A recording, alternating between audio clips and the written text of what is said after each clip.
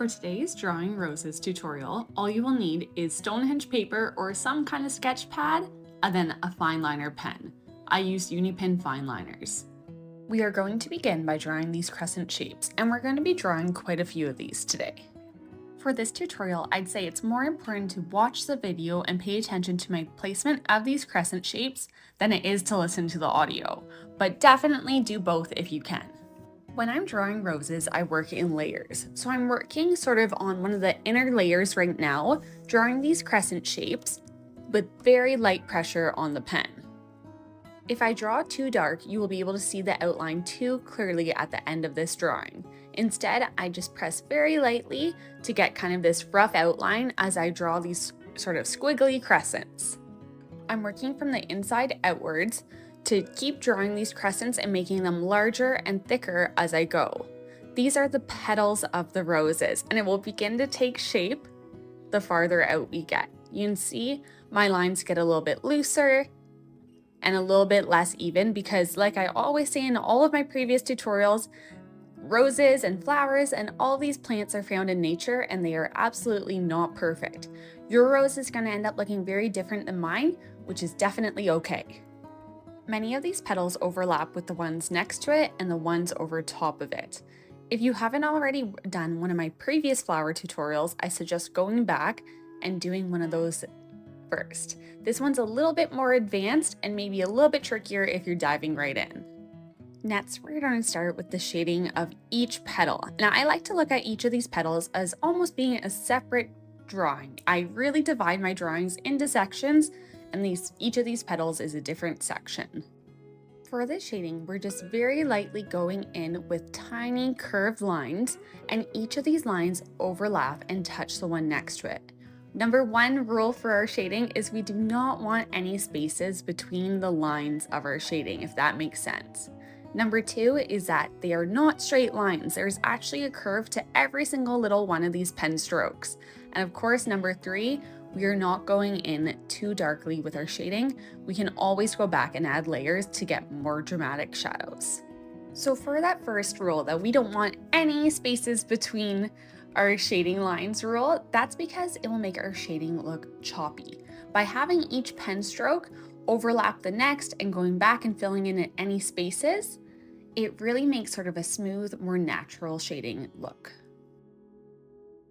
You can see here, we're just starting by shading the inner side of each petal. We're going to get to the outer edge eventually, but for now, we're just going with that inside edge, and we're going to each petal with those curved little pen strokes to add in the shading. For each pen stroke, you start with a little bit more pressure on the pen, and as you get farther towards the edge of the petal, you slowly let that pen pressure off to make lighter shading. So I'm from dark to light for each of those little pen strokes. It's almost a flicking motion with the pen, releasing the pressure to get shading on each pen stroke that's then unified by layering each stroke. Make sure that those lines are nice and curved to get that natural shading. And we're just going to slowly work our way out petal by petal. I find that breaking your drawings down into sections really helps when you're working with fineliner pens. I do this with everything, whether it's flowers, whether it's leaves, whether it's animals, even furniture. I divide down into sections, and especially things like brick, where I work on each individual section at a time, and I find I can stay more consistent and have a higher quality drawing when I do so. Sometimes when I'm working on a petal, I think that I finish it, but then I have to actually go back. So you may see me going back and forth between petals as I'm slowly working my way outwards.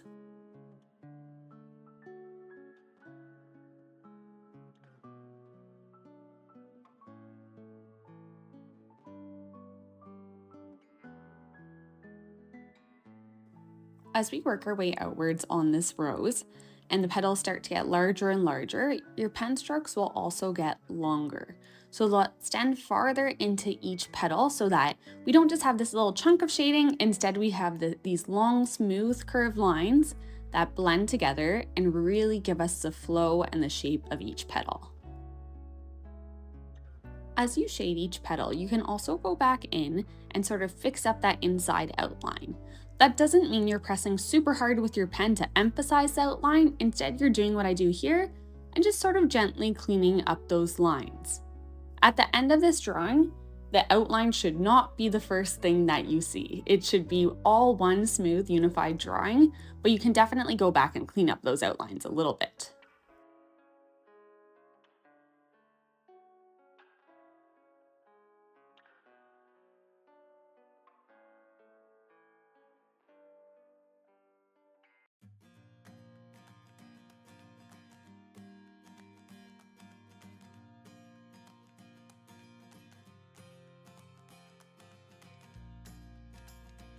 Another important tip to note is that your shading may be a little bit uneven throughout the petal.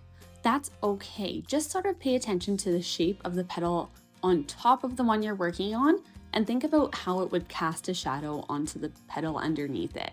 I hope that makes sense. I know it gets a little bit complicated at this stage when we're thinking about shadows and highlights, but just pay attention to which petal's on top and would be the lightest and how they get darker and darker in sort of that crease that we're working on as we shade.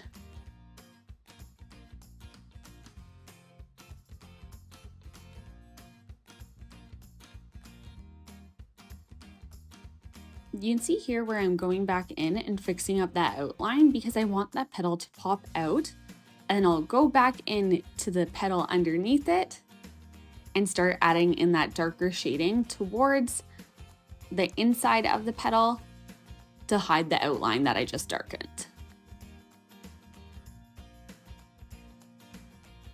As you draw, keep in mind that your first flower may not be exactly how you want it to look at the end.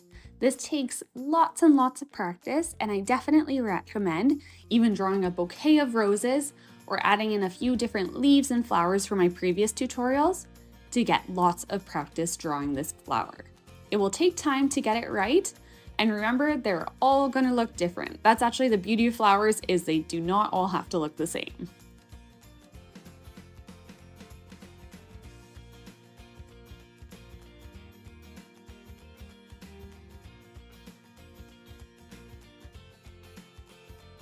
Right here's a good example of how I'm making those pen strokes longer as the petals get wider. So you can see I'm going into those widest sections and lengthening each pen stroke.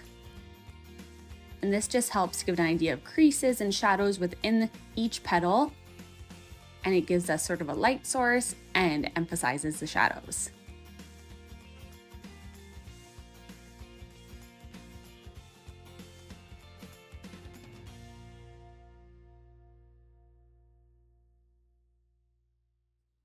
Okay, it's your turn to really get started on that shading. Give it a try, see how it works. You can always grab a new piece of paper if you're not happy with how your rose is turning out. But you can see here I'm lengthening my pen strokes, making them darker, and we're actually beginning to get the shape of our rose here. You can see it's totally beginning to take shape. It's a little bit messy, but we're gonna get there.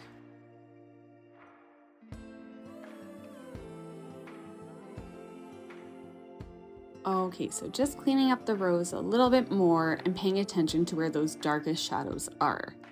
You can see my shading is not even all the way around. I'm actually going in and darkening certain creases, kind of where each petal dips in, and this will really begin to give it its natural flow.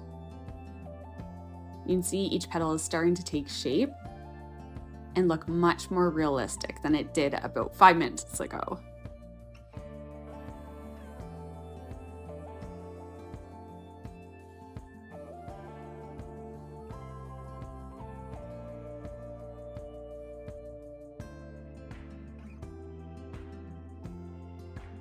And believe it or not, I know it's hard to tell with my pen grip in particular, but I'm actually not pressing that hard on the pen.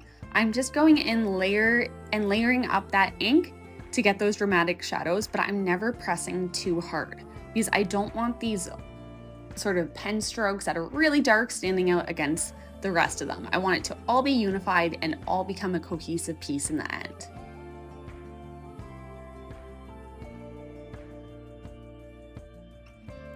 If you've watched my videos before or visited my Instagram page at Anna_Wilson_art, you'll know that I love that dramatic shading. I really like when things pop out, when we can see so many shadows and super bright highlights. And that's how I like to teach these tutorials as well, because of course, this may not be the most perfect, most realistic rose in the world, but it's how I draw and how I want to share to draw as well.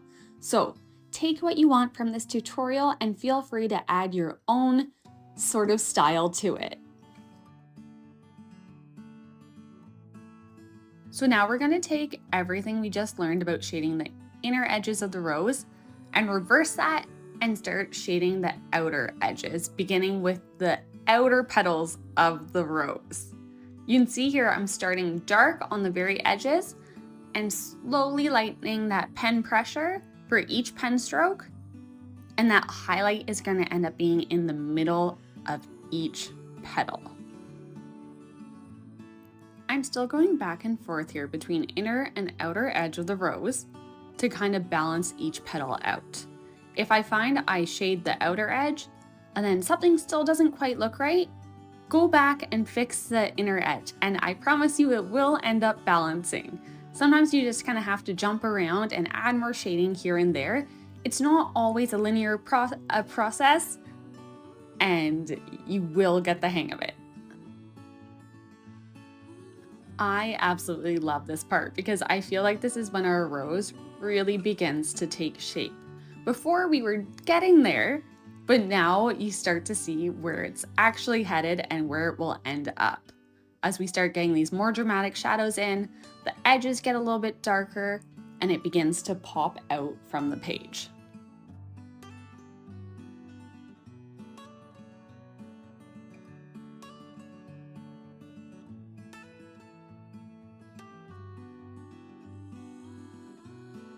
The great thing about this tutorial is you use the same techniques for every single section of the rose. There's some adjustments for depending on how big the petal is, but you can really reverse or fast forward to any part of this tutorial to see how to shade each petal. So as I mentioned in the beginning of this tutorial, I'm using Stonehenge paper in white and then my unipin fineliner in 0.05. I always use these two pen and paper combination. The paper is from Legion Paper, of course, and I just find it has a great weight and a great texture to it, especially for these pens, which are so fine. I just released a short on YouTube and a reel on Instagram explaining how I choose what pen size for which drawing. So I vary between the 0.03, the 0.05, which I'm using this in this video, and the 0.1. So definitely go check those out if you ever want to try different sizes of pens and want to know a little bit more about my reasoning.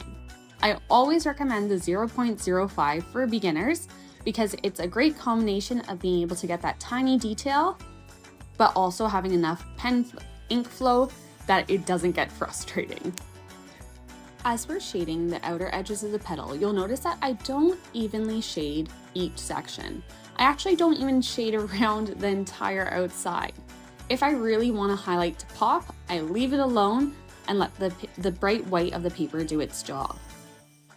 So I go into those creases to shade those, and I also make sure that each layer gets a little bit lighter. So towards the center of the rose, it just keeps getting lighter and lighter, and those outer petals look as though they're at the base, at the bottom, and supporting the rest of the flower.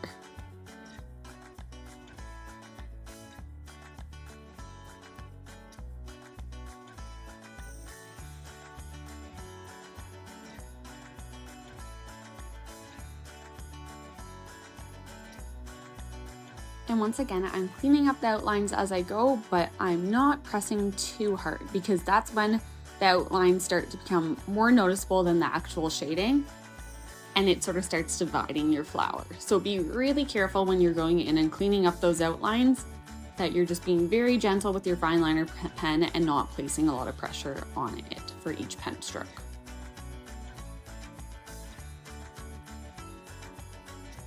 And finally, we're getting to the center here where we're just very, very lightly shading and actually going side to side as well as having the shading from each edge just to show where the petals tuck into one another and how the layering works. It's a little bit different in the center. It's as though the rose hasn't fully opened and is just a couple days away from doing so.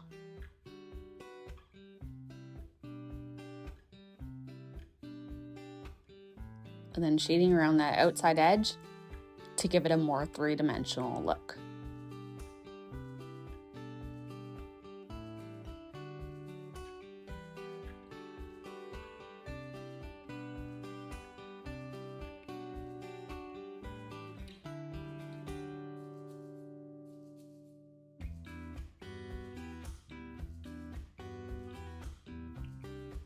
And I'm going into the very center here and just completely filling it in. Still not pressing overly hard on the pen because I don't want it to almost appear shiny, because sometimes if you put too much pressure on your pen and you get too much ink coming out, it ends up having this shiny appearance that you cannot get to go away just because of the amount of ink that flows from the pen. And finally, I'm just going over my rose one more time, darkening those shadows, making those outlines nice and clean, and adding a little bit more layers into those creases so that we can really see the uniqueness of each petal and make it into one large cohesive rose. And I actually forgot to do the outer edge here, so we're going back into that and just fixing it up quickly.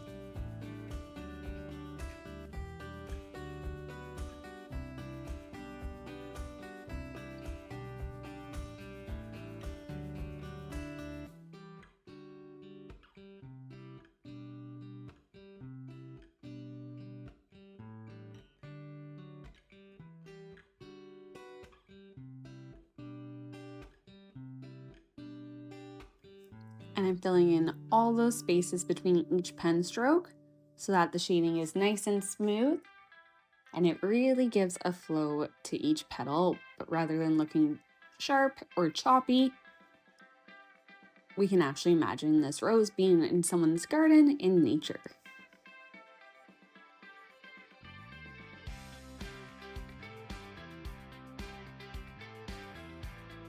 As always, I recommend going back and checking out my past tutorials.